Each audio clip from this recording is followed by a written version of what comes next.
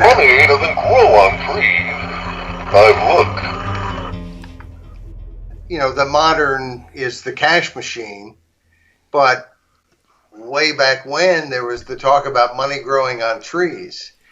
And what's the difference really? It's the same thought that just money's magic, and we just print it up or type it into a computer, some digits, and voila, we've got money.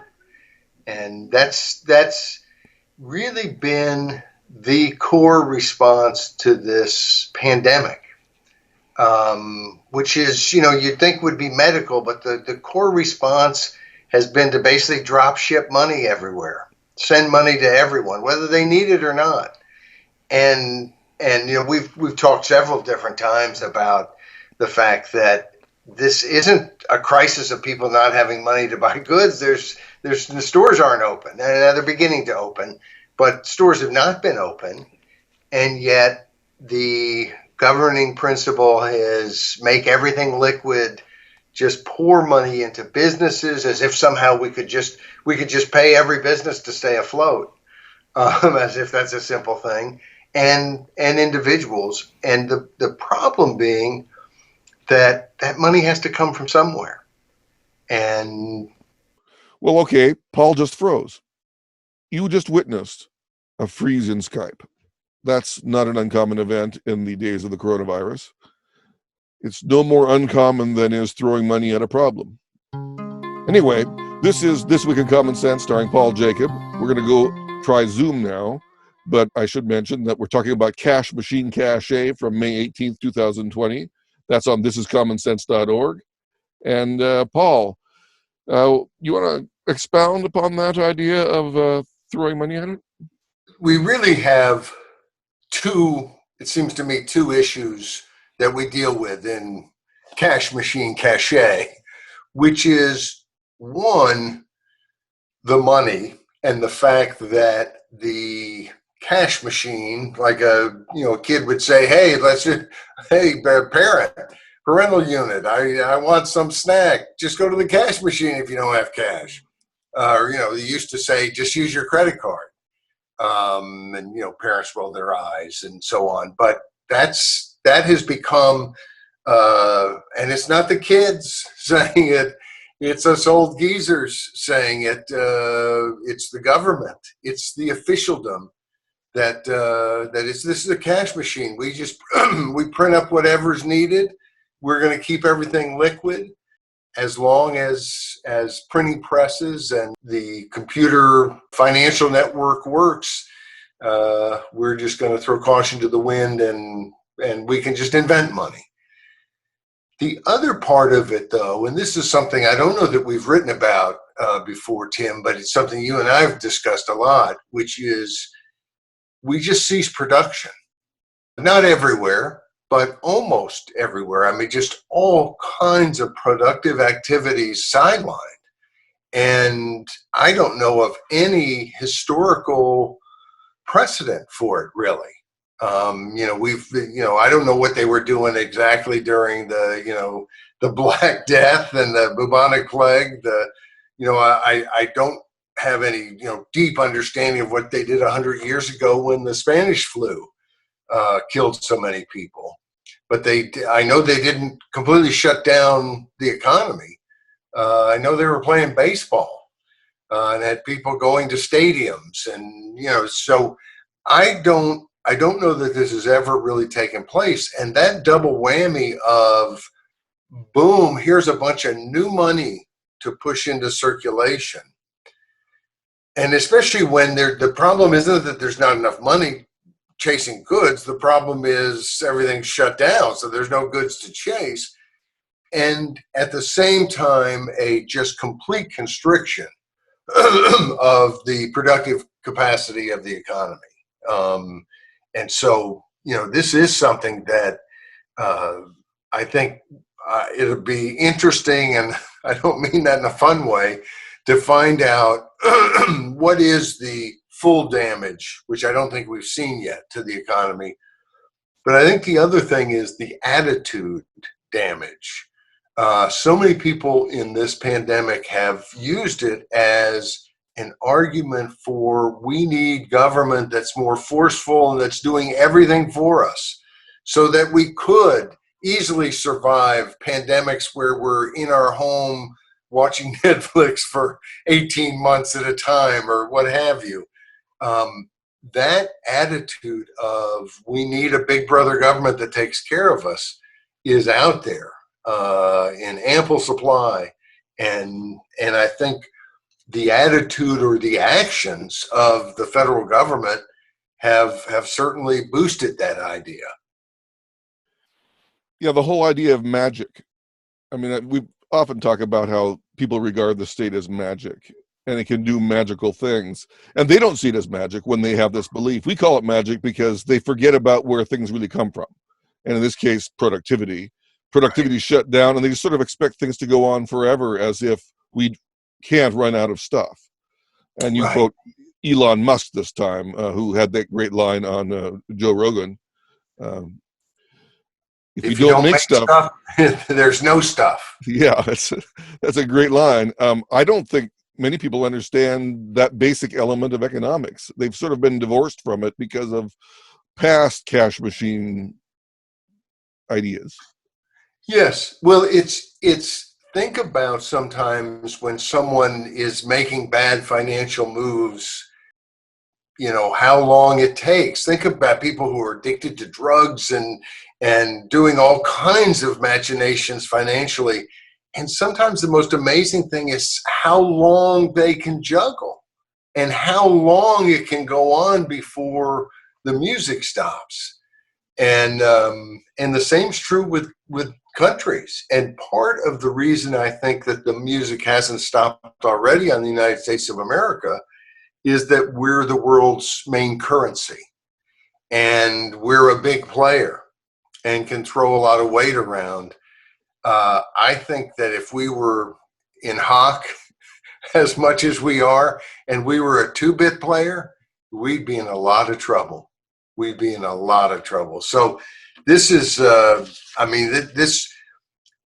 this issue of what to do about a pandemic does really, I think, touch on the core issues in our society, which is this going to be a massive state that tells us all what to do? We're going to get like the rest of the world has been at different times, or at least as we think they are, even though a lot of the, for instance, Denmark and Sweden's that are pointed to as the, you know, social welfare countries and the socialist countries are countries that have taken a different approach, a more free market approach economically, but also have taken, in the case of Sweden, a much more free market or free, I don't know if free market's really the right word, but kind of a more laissez-faire approach to COVID-19 and more of a herd mentality, and yet making smart moves. I mean, this is the thing that in all our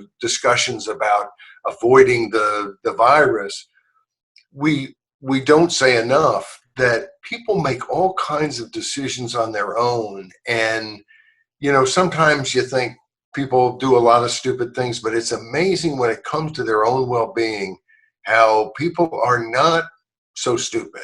And, you know, sometimes it's a wonder, but we survive.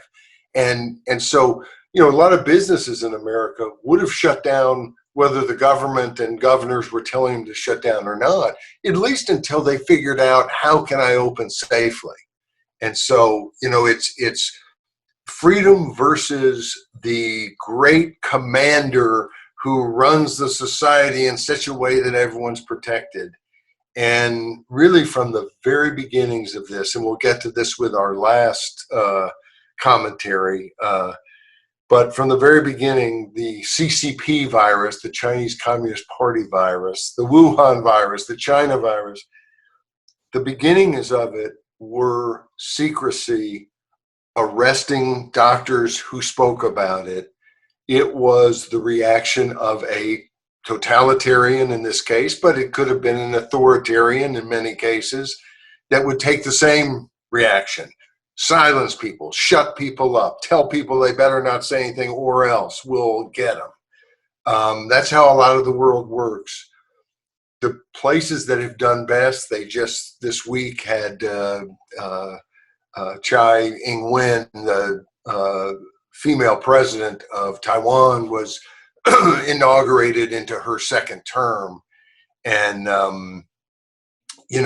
their embrace of freedom and democracy and all the good things has come with it a wonderful track record against this disease and a very unified country.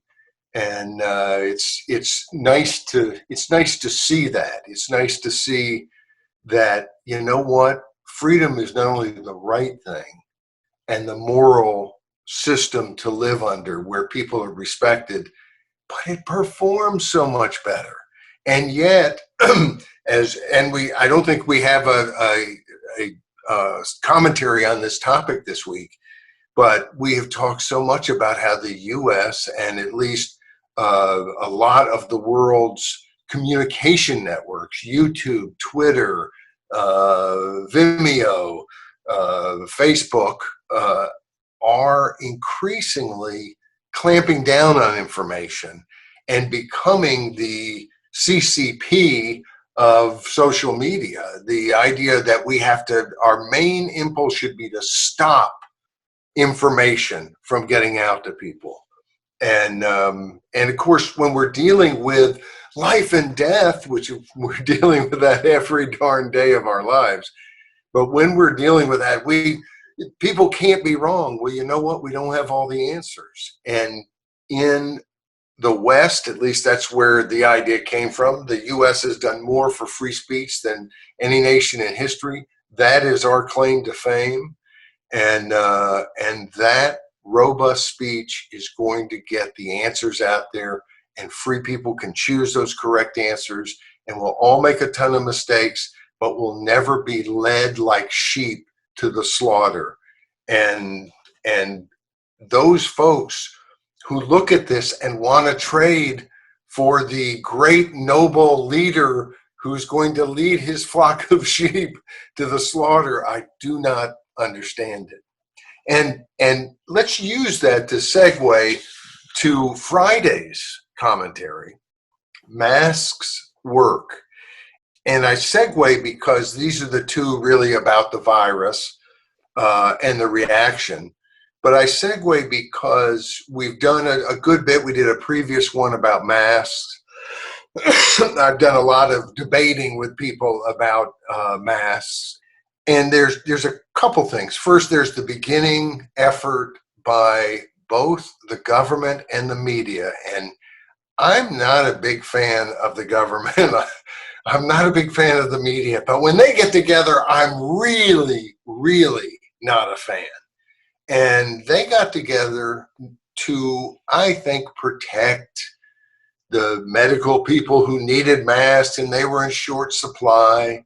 And somehow they were afraid all of us, goobers out here in TV land would take up all the masks and medical people wouldn't be able to get them. So they decided to lie to us and tell us that masks wouldn't be any good. They'd be counterproductive. We'd probably be more apt to get infected. I guess because we're clods and we couldn't be taught how to use masks. And of course, there's also the argument that, coronavirus is spread, this novel coronavirus, the COVID-19, is spread more in an aerosol type way.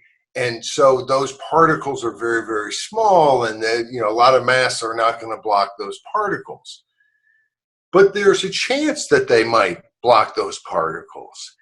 And there is a chance, obviously we didn't know early on how exactly it was being spread. So to say don't wear masks was pretty dumb when you don't know how it's being spread. But what we've learned since is that it's being spread an awful lot of times by people who are asymptomatic. They don't know they have it. Nobody knows they have it. Nobody would know because they're not symptomatic.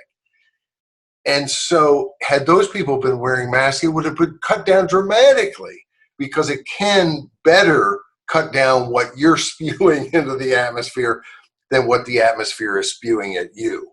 But the bottom line is, it's of some value. And why we have these busybodies on the television, on the internet, in public life, who constantly wanted to lecture us about how this isn't really good enough, or first we don't need the mask because they won't work and they're counterproductive. Then in some places we're forced to use the masks because now they are productive. And then we still have people poo-pooing them. Look, they help. They help on some level. And it just seems to me that we have so much misinformation. And this is tied to this fear that somehow a lot of individuals doing something, like making masks, all kinds of different masks, of all kinds of different textures and fabrics, and oh my goodness, they wouldn't all be uniform, that just can never work. And I think that's why I so love the way the whole mask issue has broken, which was first you lie to us and tell us not to wear them. Then you demand a lot of places that we wear them or else. And then you still bitch and moan about how they don't solve every problem. Well, you know what? We're just going to do the best we can and try to enjoy a little bit of life, whether we're wearing a mask or not. I wasn't really an adopter of masks and gloves. Now I've sort of flagged from that practice a little bit because everything's so crazy. I don't even want to encourage the crazy people. The only good thing about this whole coronavirus, in my opinion, is that it may normalize mask wearing in public so that people can go around with a mask and not have their faces tracked by NSA. I'm somewhat paranoid about the NSA and their face tracking software, and I don't think we need that. And I think that if we can scuttle that in any way, I'm great. I'm great. The coronavirus may be the best thing it's for the NSA that's ever been done after Mr. Snowden. The facial recognition stuff is really frightening, very frightening, and in use all over the place. So, no, I think I do think that the masks like make a lot of sense in certain interactions. We go walk some, and we've gone to trails to hike. And I think there you can stay away enough from people that we wouldn't wear a mask. We've been playing tennis. I've seen nobody with a mask. It just seems like it would impair your huffing and puffing.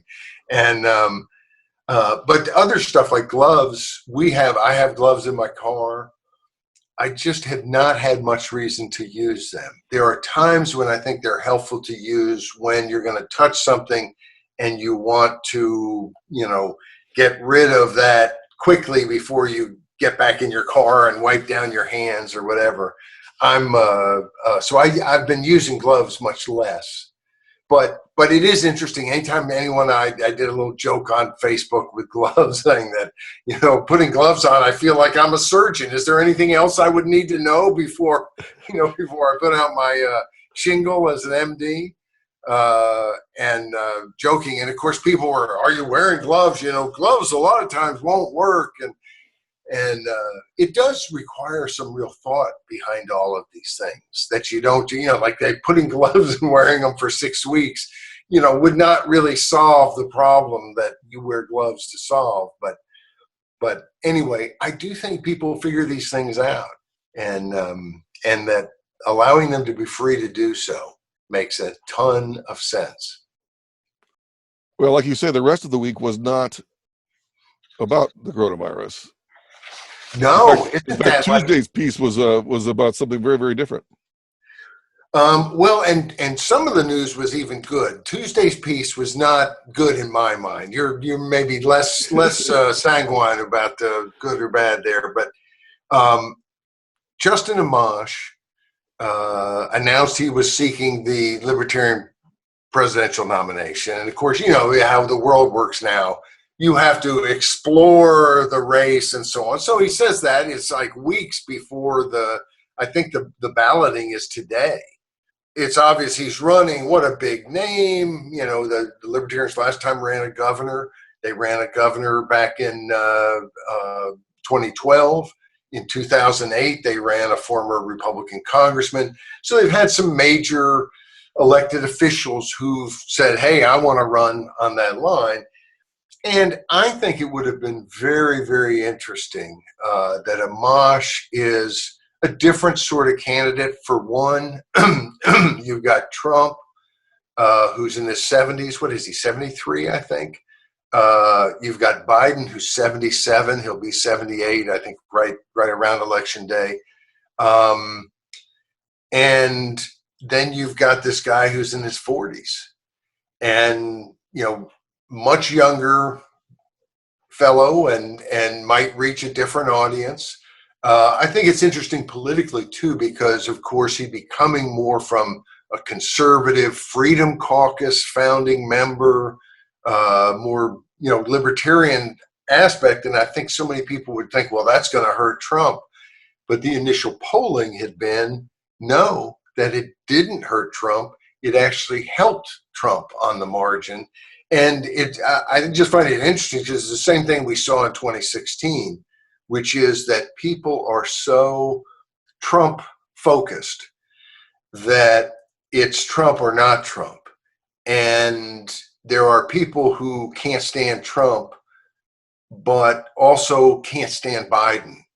But there are not a lot of people who can't stand Biden, but who don't like Trump, who are going to vote for the third party. So, in other words, people who would switch their vote if the libertarian were in the race tend to be people who would vote against Trump and might switch from Biden to the libertarian, or maybe never were anywhere close to Biden. Let's hope for their sake.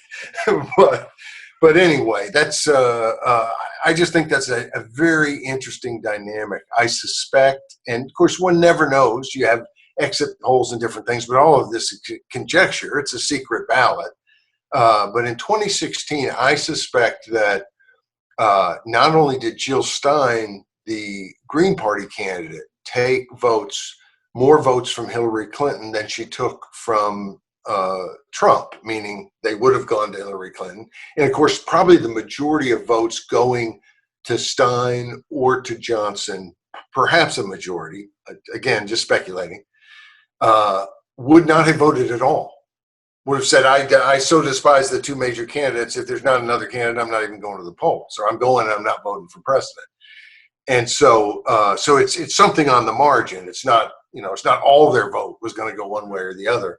But I would suspect that the vast majority of Steins would have gone to Hillary Clinton and not to Trump, but that a slim majority of the remaining that would have gone somewhere of Gary Johnson's would have gone to Hillary Clinton. So that Hillary Clinton got hurt on both the libertarian and the green alternative. And that's nothing, it's not some brilliant insight here, although, I have brilliant insights all the time. I can't think of any, but that's probably not one of them, because a lot of people have recognized the dominant way that Trump, personality-wise and persona-wise, the dominance that he has in the marketplace, where 99.9% name ID and people know how they feel generally. Amazing that with 60% negatives, he still wins. And maybe they're down a little bit from that now. But the bigger issue about Amash, I almost got so into the horse race that I forgot too. But part of the whole point of this was that I was sad, and still am sad, that Amash won't be in the race, because he would bring up things that the other candidates would not bring up. In addition to Biden being 77 years old, he's been in Washington for over 40 years. And so he's part of that system, and Amash has fought against that system. And one of the things Amash pointed out is that in the House, the Speaker has near dictatorial power. That was true, he points out, when Ryan was the Speaker. It is true with Pelosi as the Speaker. Nothing changed in terms of total top-down way of running that House. And if you want anything, any benefits to get reelected and keep coming back, you better do what the Speaker and the leadership tell you to do. And so we live in a country that is a representative democracy. representative republic where we elect people to represent us in government. But our own representative in huge districts, but our own, at least one that supposedly works for us, has almost zero, nada, zilch power. All that power is in the party's leader, the speaker. And what that means is that we don't get any representation. And Amash was pointing that out. It's not pointed out enough. We live in a land where everything is Trump bad, Trump good. We don't get much past there. Every idea is labeled. Trump's like it, he doesn't like it, I like it, I don't like it. But the reality is, when we constantly are finding new powers that, oh, how did Trump have this power? How did he have that power? And we find that our Congress gave away all their power. And that in terms of their power to represent us, that's what they gave away the most. It's just non-existent. So how does a great country with a system, and I can think of all kinds of fixes, but the core idea of electing someone to represent you is not a dead idea, and yet, and I'd like to get all kinds of direct democracy around it to make sure it doesn't die, but it is on life support, and Amash points it out. It is party-based in 434 of the 435 districts in this country. They have no real power. It's all in the district of the speaker. And it's, they buy off parts of the power because they're part of the leadership. They help raise the money. They help do this, but it's all top down. And we have to fundamentally shift that. And I didn't write the commentary this week, but maybe next week I will, about greater representation. We are in districts of 700,000 people plus. They don't care what you think because you're one of 700,000 people plus. And when they need to communicate, they'll do TV ads, they'll do something else. They don't have to treat us as individual human beings because we really don't show up that way to them. We have to dramatically change that. I would boost the number of House members, U.S. representatives, more than tenfold. I think I would set a limit of either 50 or 70,000 constituents, and it would grow every year. If the number of reps had to grow to make it to where our districts weren't too big. And what would happen overnight is that a lot more people could run for office and win. They would be less beholden to moneyed interest on the left or the right because they can go communicate directly with people without having to have huge war chests. Next time you want to just submarine some guy with a lot of nasty ads, well, in a 50,000 person district, a lot of those people are going to know this guy or this woman. And I'd be careful what you say, because they may not like it if you say nasty stuff that's not true. And so it changes the whole dynamic of politics. It changes the whole way that money affects political races. Yes, you'd want enough to get your message out, but no more could you just blow people away with money. And yet it doesn't change any of our First Amendment rights to speak and to spend money speaking. It doesn't limit us. It gives us new opportunities. And I'll tell you, that's something. And of course, you could imagine combining that with term limits, and you could have different things. You could have ranked choice voting. But the basic, fundamental part of American democracy is electing representatives who represent us. And that's the number one failure. Our representatives do not represent us. Well, some good things are happening. Trump says he's going to chop a whole bunch of regulations away. Yes, and I have to say, what an interesting guy. What an interesting fella. Trump is doubling down here on the best thing he's done. The best thing he did when he came in was to send a signal that there's a new sheriff in town, that we're looking to get rid of regulations that stand in the way of America being profitable and making money. That was all to the good, both the regulations that got, nixed and the whole attitude of it. And now in this pandemic, looking for ways to let's get open and let's get moving economically, which is essential, which is life affirming. We're going to find out in big, big ways. And he says to every cabinet official, look for regulations that you can nix. And of course, as we have said repeatedly throughout this whole thing, because we've seen so many regulations that people just immediately went, well, that's obviously stupid. Let's not do that. That's in the way.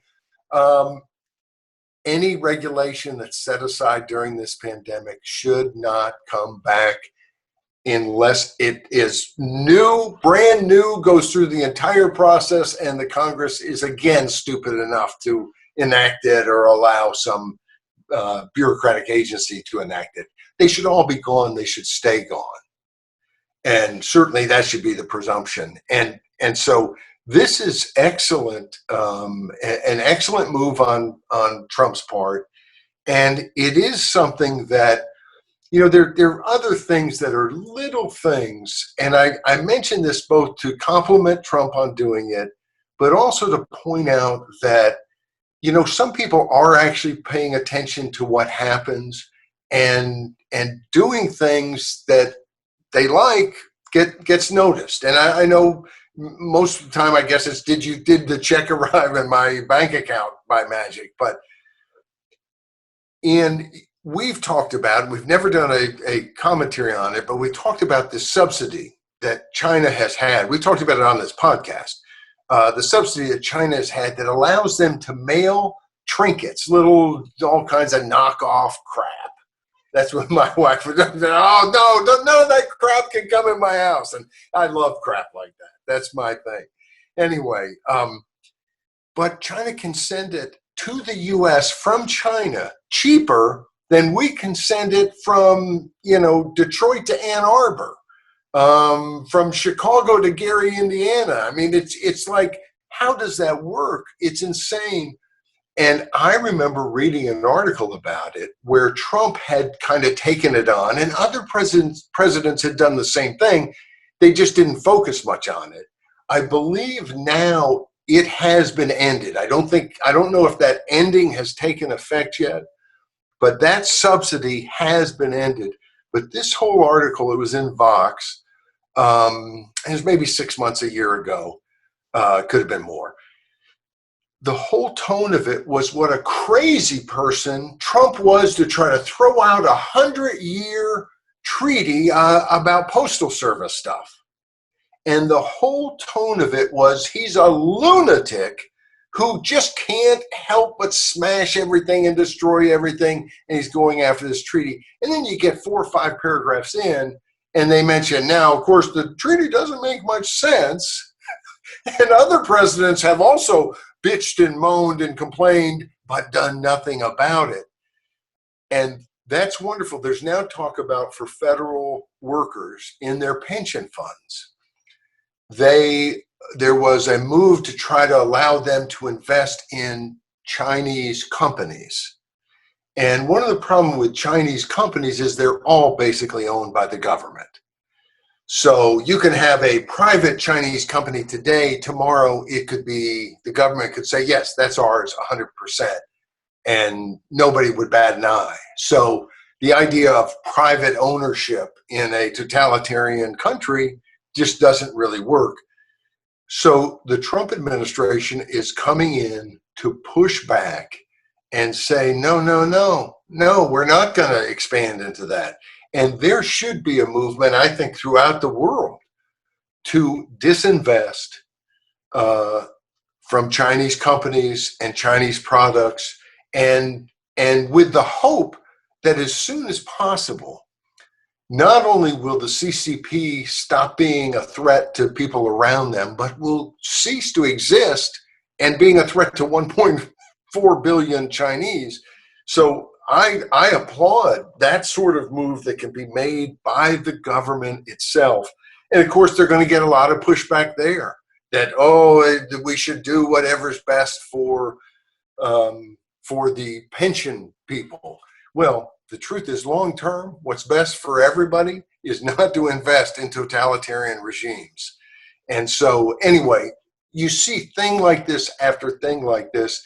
It doesn't get talked about much in the news media, but that's in the end how I think most people are going to judge Mr. Biden, Mr. Trump, on what they know that they've done, and that in many ways all the chattering about them is probably not going to, toward the end, move many people at all, as much as seeing that, hey, they have accomplished something, or, in some cases, maybe not.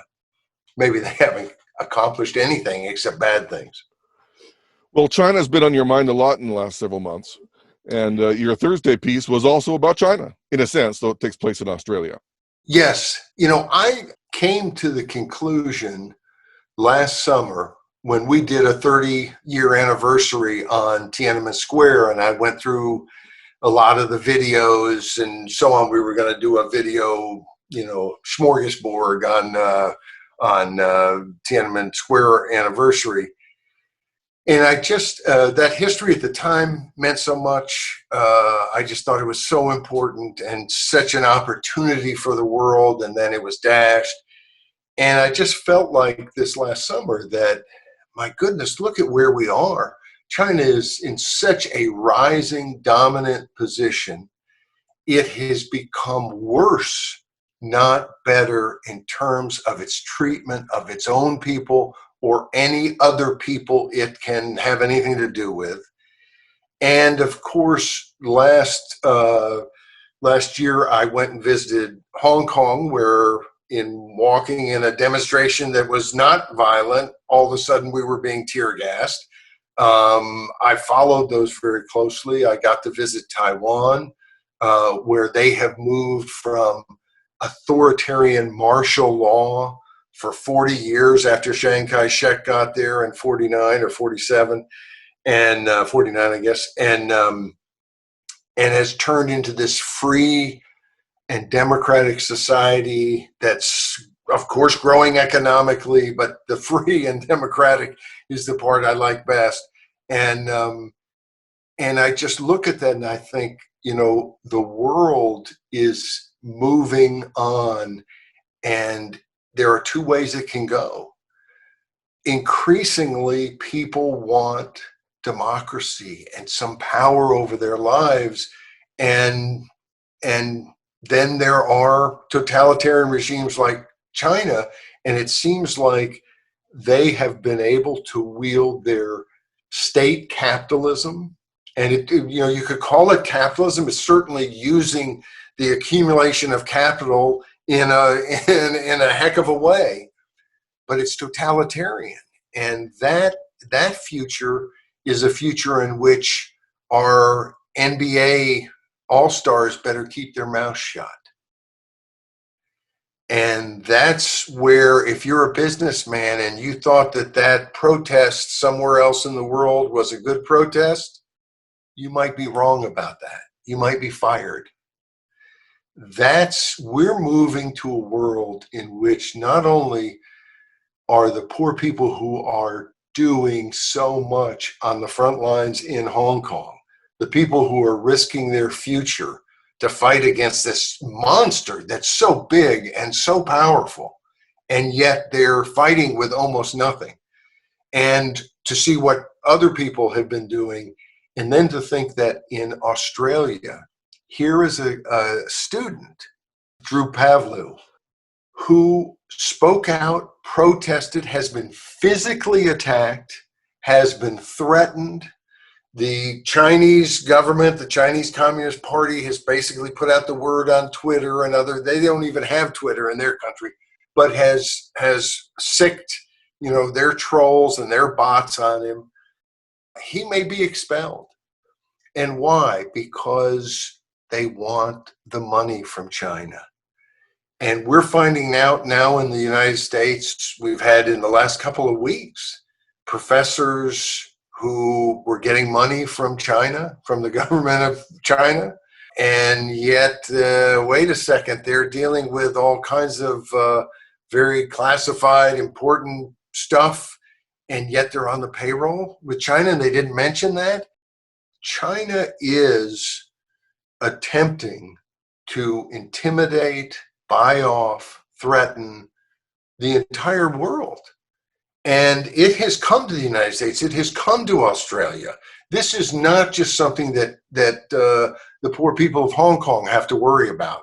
We all have to worry about this. And I feel like I woke up about a year ago to the threat that's out there. And I live in the United States. My government is a threat to me and a lot of other people. And I've always been focused on that. And I continue to focus on that and will continue to focus on it, because if you live in, the home of the brave, the land of the free, your number one job is to keep it that way.